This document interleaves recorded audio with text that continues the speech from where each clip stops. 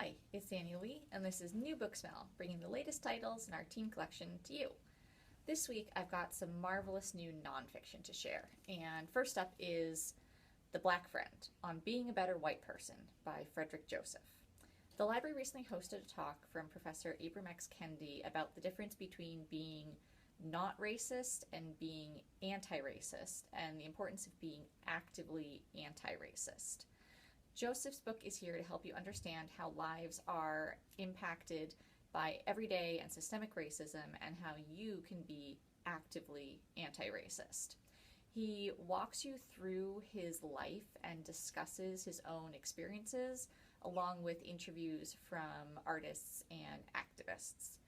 He's also hilarious. It's a great read. Highly recommended. And if you've been thinking, hey, I don't know enough about global authoritarianism, have I got a book for you?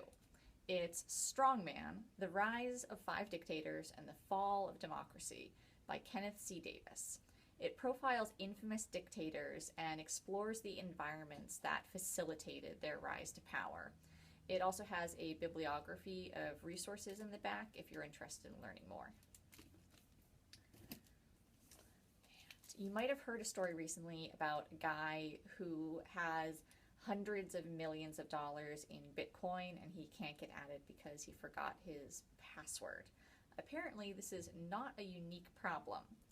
Cryptocurrencies and the Blockchain Revolution, Bitcoin and Beyond by Brendan January explains how and why cryptocurrencies exist, how blockchain works, and the controversies around their use.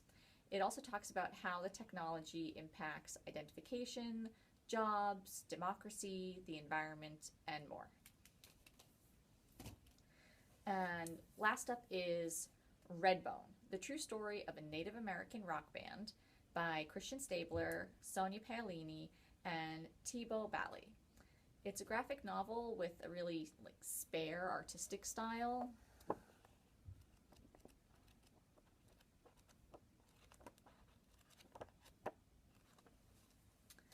If you've never heard of Redbone, their song Come and Get Your Love is the one that plays when we see Star-Lord for the first time in Guardians of the Galaxy. He puts his headphones on and he's dancing around before he steals that thing. Redbone were huge in the 60s and early 70s and then got dropped in part because of their support for the American Indian movement, which, for context, is sort of similar to Black Lives Matter. The book is part rock and roll, part American history. So if you want to request any of the books you just saw, check the link in the description, and I will see you next week with more new books.